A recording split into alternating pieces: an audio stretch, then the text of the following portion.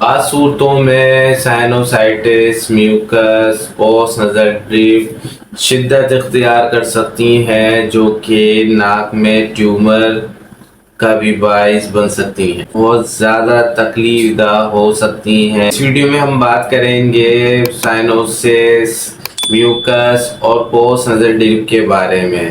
اس کے بعد میں آپ کو بتاؤں گا اس کی کازز، وجوہات کے بارے میں، اور آخر میں بات کریں گے اس کی روک تھام کے بارے میں۔ اب بات کریں گے سائنوسس کے بارے میں کہ اس کی پہچان کیا ہے۔ سائنس کی علامات میں پیشانی، آنکھیں، گالوں کی پچھلی ہڈیوں کی گہرائی میں درد ممکن ہو سکتا ہے۔ سائنوسائٹس میں چہرے کا درد، دباؤ اور ناک کا بہنا شامل ہے۔ اب بات کریں گے میوکس یعنی بلغم کے بارے میں۔ بلغم سے مراد وہ چپچپا سیال ہے جو کہ جسم کی چپچپاتی جھلیوں سے پیدا ہوتا ہے۔ اگر بلغم کی پیداوار ضرورت سے زیادہ ہو جائے، ناک کے بہنے کا سبب بن سکتا ہے، حلق کے پچھلے حصے میں ٹپکنے کا سبب بن سکتا ہے۔ اب بات کریں گے پوس نظر ڈرپ کے بارے میں۔ پوس نظر ڈرپ ایک الرجک کنڈیشن ہے جو کہ ناک کی سوزش، سائنوسائٹس اور سردی کی عام علامات میں شامل ہوتی ہے۔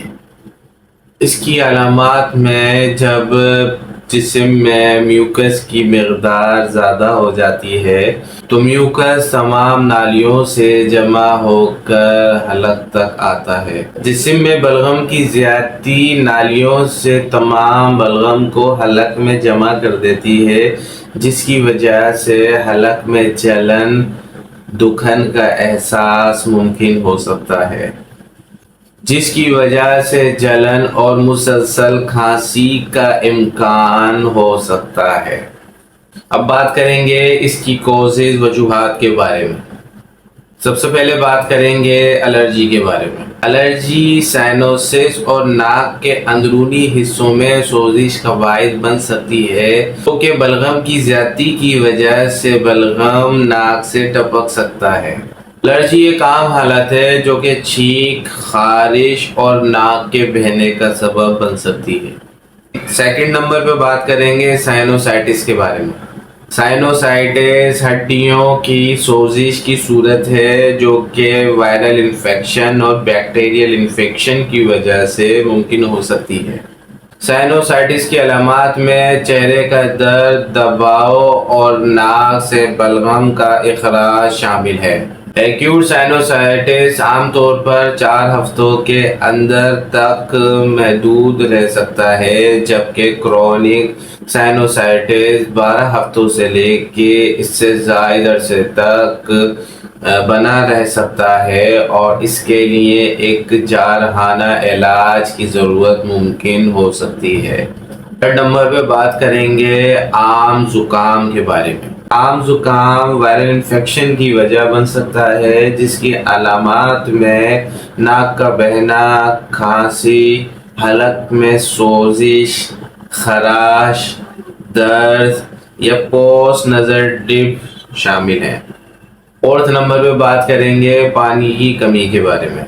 پانی کی کمی بلغم کو گاڑھا کرنے کا سبب بن سکتی ہے، جس کی وجہ سے جسم میں پانی کی کمی کا بھی احساس ممکن ہو سکتا ہے اور بلغم پتلا ہونے سے قاصر رہ سکتا ہے۔ گاڑھا بلغم جسم کے لیے بہت زیادہ نقصان دہ ثابت ہو سکتا ہے۔ پتلا بلغم آسانی سے جسم سے خارج ہو سکتا ہے۔ ففتھ نمبر پہ بات کریں گے تمباکو نوشی کے بارے میں۔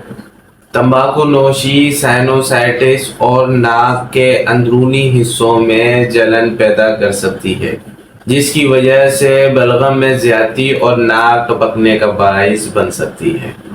تمباکو نوشی چھوڑنے سے ان علامات میں کمی واقع ہو سکتی ہے۔ اس ویڈیو میں بتائی گئی تمام معلومات اگر آپ کے لیے فائدہ مند ثابت ہوئی ہیں اور آپ مجھ سے کوئی سوال پوچھنا چاہتے ہیں تو کمنٹ باکس میں ضرور پوچھیے گا۔ میں کوشش کروں گا جلد سے جلد آپ کے سوالات کے جوابات دے سکوں. شکریہ.